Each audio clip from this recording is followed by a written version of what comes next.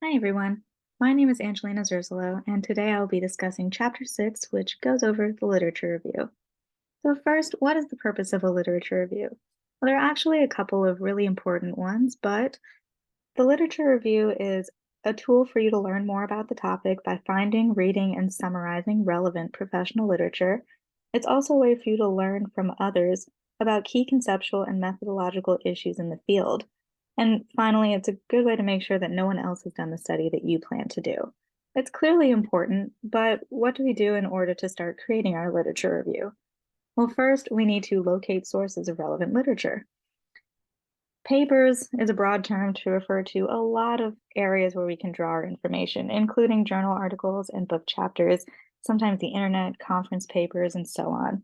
But sorting through them requires some skill. Some tips in order to do this is first to use primary sources. Simply, this means locating the original papers and reading them for yourself. Secondary sources, not ideal. Describe others' work and findings and may be erroneous or draw additional conclusions that are not present in the original text. Ideally, secondary sources can provide additional context to you, the researcher, but only after already investigating the primary source and drawing your own conclusions. Another tip is to avoid the popular press. Popular press refers to publications like Time and the New York Times, which are for popular consumption. These have little place in scholarly literature reviews, but they can be excellent in conveying the importance of an issue to the public or showing how something is portrayed in media. These are often used for sharing opinions rather than scientific information, and the accuracy of information is therefore difficult to discern. Regardless of the accuracy of the information presented, the methods are unclear and cannot be clearly critiqued or appraised for scientific merit. Websites can present the same challenges as above, but some are more reliable and are recommended. For example, government organization websites, websites from the APA, and the Cochrane Library website are all great examples of reliable sources. Finally, another tip is to lay out your search strategy. It requires strategy to comb through as much research and as much information as you're compiling. Consulting with a research or reference librarian is almost always a good idea, regardless of your own experience with research. You'll identify keywords or search terms, and these are words that show up frequently in abstracts. They can also include authors' names and journal titles. Search results can be limited by using the wrong keywords or using overly technical or overly specific keywords. So your initial search should ideally use a variety of keywords instead of limiting or skewing your findings with more specific and technical terms. Electronic databases like PsycInfo have a thesaurus of terms that show related terms to expand your search, and they can help you provide more inclusive language to your study or more specific categories related to your search. It's a trap to believe that these steps constitute an exhaustive search. Your search is only as good as your keywords, the extent to which those keywords are used by authors in the field, the range of journals in the database that you're using, and the number of years covered in your database. Think about the objectives of your search. The book describes that your goal should be to identify the literature that sets the stage for your questions and hypotheses.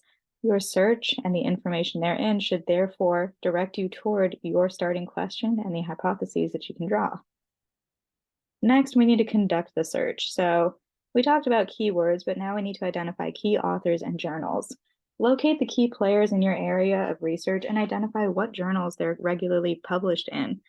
Your chair and committee members who know this area better than you are also good resources for this. Bibliographies and reference sections of recent books and chapters and articles on your topic can help direct you further. And internet searches of key players in the field, like using Google Scholar, for example, can point you to things that these key players are doing currently, such as pointing you to any conferences they may be doing, anything they're working on that's not yet published, or even if their CV is online. Another tip is to use bibliographic reference sources, and these are all tools in your tool belt. So the tool bibliographic reference sources are specifically designed to collate and organize published literature, and these are likely going to be the bulk of your literature review. These are mainly available, excuse me, these are mainly available online in searchable databases like PsycInfo, ERIC, which stands for Education Resources Information Center, and PsycNet from the APA. Another example of reference sources in this category are citation indexes. And these are special in that they allow you to look at every article that has cited a particular publication. This allows you to investigate the discussion of your topic over time as it's been cited by other publications.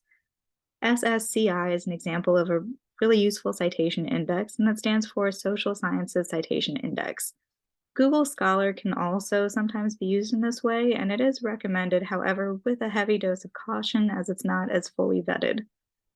Online search engines can also be a great tool in your tool belt, and these can provide access to what's called gray literature, or documents that are not published commercially, like theses and dissertations, technical reports, government reports, and conference presentations.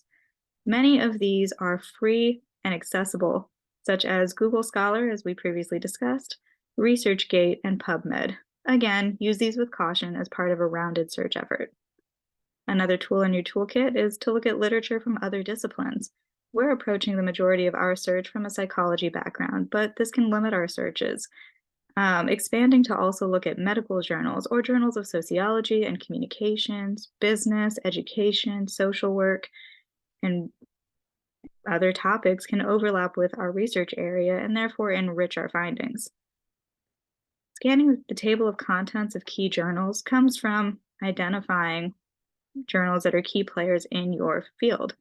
As you become more familiar with the journals that are publishing most of the articles related to your research interest, scanning the table of contents or their indexes for the past 10 years can help you find more articles and double-check results provided by other search methods. And finally, another great tool is to use reference lists. This is involving scanning reference lists of relevant articles and their bibliographies and noting additional relevant references. These references are ones that are often missed in database searches, and that's because researchers often publish in and cite from their informal and interpersonal journal networks. And by working so closely within these networks, this leads to an overrepresentation of articles within the network and underrepresentation of articles from outside their networks.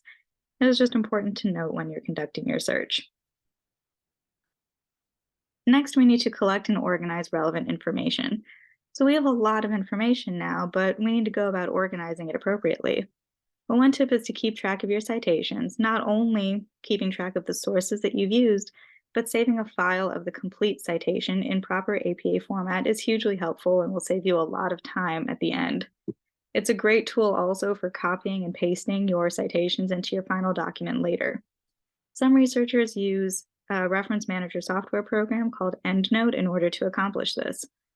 Also recommended is to keep a digital filing system with sections and subsections to manage these citations, and that way you can easily move your citations to various stages or categories within your review over time. Another tip is to plan your document storage system. Having a system up front will help you organize your data and your documents so that you can access them by topic, by year, by journal, by author, and so on. It's important to plan this storage system so you can access these articles later, and it's especially important in preparation for your discussion section. Now we need to look at critically reading what we found. So we have all this information and we have it organized, but we need to now look at synthesizing this information into a coherent review, emphasizing the main strengths and weaknesses of the work and its main themes. Scanning collected papers for commonalities and themes in areas such as the method and conceptual frameworks that the authors used can help us organize and draw critical conclusions. As we're reading, we need to pay attention to unanswered questions and methodological strengths and weaknesses. Keep notes of these as well. So Exhibit 6.1 in the book provides a list of questions to use in evaluating the empirical studies most relevant to your review. For example, I've included here a couple examples from the main sections of our literature review, including our introduction, our method, our results, and our discussion. I highly recommend checking out the entire list, though, as it's a really useful tool in organizing the data that you're collecting. You likely will not cite every paper you read, and you won't read every paper in the same depth. However, for empirical papers, review the rationale for the study, read the methods section, and review the results section. Then draw your own conclusions and check if you agree with the researchers. Take note of whether you agree or not and other notes that you've pulled from these three primary sections. In taking notes, it's recommended to have both a separate document with your running notes of all your sources and note-taking in the margins. Including brief summaries may leave you with much of your introduction already written by the time you've critically read what you found. Be sure to include details on the methodology as well. While initially these may not seem like super important details, later on it'll become more important when you're reconciling discrepant findings and when you're looking for confounds in others' procedures. A coding sheet, pardon, is a good way to get ahead of this. So having a coding sheet which will categorize and separate much of the information that you're scanning for is a nice way to get ahead of how you'll organize your documents later on. And finally, avoid overreading. It's simply procrastinating. Scanning your documents comes first, but detailed or more engaged reading typically comes alongside the writing process. Now we need to do the fun part of preparing to write our literature review. So keep in mind that we're not writing for just ourselves, we're writing for an audience. Our literature review is not only for us to have a broadened perspective and deeper understanding of our topic, but it's also to educate our committee and the audience reading our paper about the topic. If your literature review is organized skillfully, readers will have been led to the conclusion that the absolutely best next study to be done in this area is the one that you're proposing. It's not an opportunity to detail the path of discovery like a story. It should be very linear and it should make sense, leaving your readers understanding the conclusions that you're drawing. Investigate the length and format parameters. So the norms of acceptable length for your review may vary by department or by program, so ask your chair. Typically, however, it's usually easier to write a longer one, maybe 40 to 50 pages, than it is to write a shorter one. However, writing a shorter, more succinct literature review, 10 pages for a brief example, 20 to 25 pages for a moderate one, is usually much more challenging. However, many journals accept no more than 25 total pages of text, so succinct writing of your literature review is a skill worth learning, and it's a good practice to get into. Next, we'll write a preliminary outline. There is an example of a preliminary outline in the book. It is Exhibit 6.2 in the book, which again, I highly recommend checking out the entire outline as it's incredibly helpful. But I did take a little snippet here and put in introduction, for example, and then a first subsection, depression as a disorder of affective experience and regulation. As you'll notice, it kind of helps you see not only the organization of your ideas, but also planning how much space each of these sections will take. Writing an outline with what you want to cover and how is a good strategy to estimate the length of your literature review and how you'll organize information. And following the funnel approach like this one does is also a great way to ultimately determine the scope of your study. Leading into, limit the scope of your review. If you're having trouble limiting how much you've written, if it's hard for you to get into that 10 to 15 page mark, for example, you might be citing everything that you've read and covering everything, or not appropriately limiting the scope of what you'll write about. Limiting to a particular group being studied, type or quality of design, or specific independent or dependent variables are examples of ways that you can limit the scope of your review. And your outline can help you identify as well. If you were to follow your plan exactly, how long is your literature looking to be?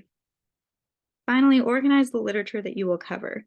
So add detail within this now of what literature you'll cover in each of your sections. You have the organization of ideas, but what literature are you using within that? Literature can be grouped by related independent variables, related dependent variables, and so on. But make sure that whatever organizational structure you select is done so specifically to highlight the aspects of the literature that you wish to address in your study. For example, if your study improves on past research by changing the method from self-report to direct observation, organizing by methods is a helpful way to emphasize this distinction. Subsections and intermittent summaries can also help emphasize to similar directions and help your reader identify the patterns you're concluding. Now we need to start writing, and at this point, beware of writer's block. The thesis process, including your literature review, is going to go through several iterations. So aiming to write perfect and aiming to write a complete literature review at the first go, excuse me, is ultimately not going to be as productive. You'll end up making revisions, so don't get stuck trying to make it perfect. And look at all of your rewrites as opportunities to perfect what you have. Write the introduction to your review, which should be brief. As the outline delineated, it should be maybe 1 to 2 pages for a 15-page review. And this will be a way to introduce your topic and make a brief pitch of your topic. It'll include key concepts and terms and help orient your reader, excuse me, help orient your reader to the scope and organization of the review. It may end by laying out an advance organizer, which will describe the literature that you will cover and your criteria of inclusion or exclusion of the literature. Then we need to look at writing the subsections of the review. These subsections will describe and synthesize portions of the literature and help identify those patterns we've been talking about.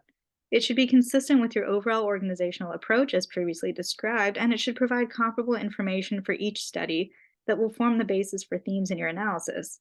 A really appropriate way to think about this is using parallel analysis, because your goal is clarity. There are other ways to organize your information as well, but ultimately, I'm so sorry. Ultimately, the goal is for clarity and to organize in such a pattern that, or in such an organizational structure that your pattern becomes clear. Finally, we need to look at synthesizing and critically analyzing the literature. So our goal in a literature review is not to just describe the literature. And this is a common pitfall that early writers to a literature review make. Instead of describing the literature, the purpose is to synthesize or critically evaluate what we have. Use a professional tone in commenting on others' work. So you'll be looking at studies from many professionals, including possibly your chair. Use an even hand in evaluating others' work, and remember that all studies have strengths and weaknesses.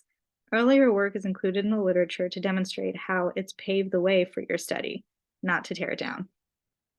Introduce your study and hypothesis, which can be done in subsections that might be called statement of the problem, proposed study, or research questions and hypotheses. This is where you will state the rationale for your study and why you're doing your study at all.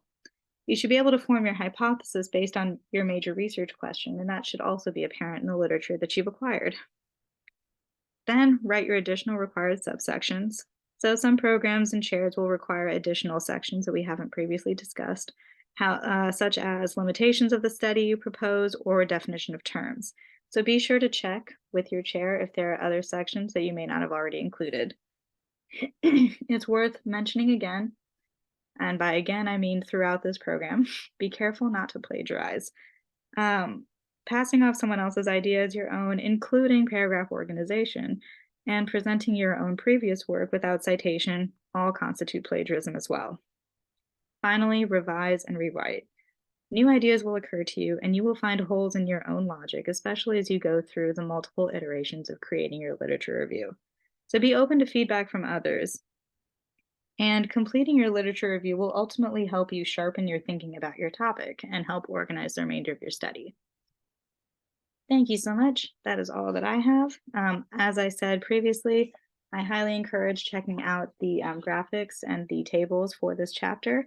And there's also a checklist with all of these steps of creating your literature review at the end of the chapter.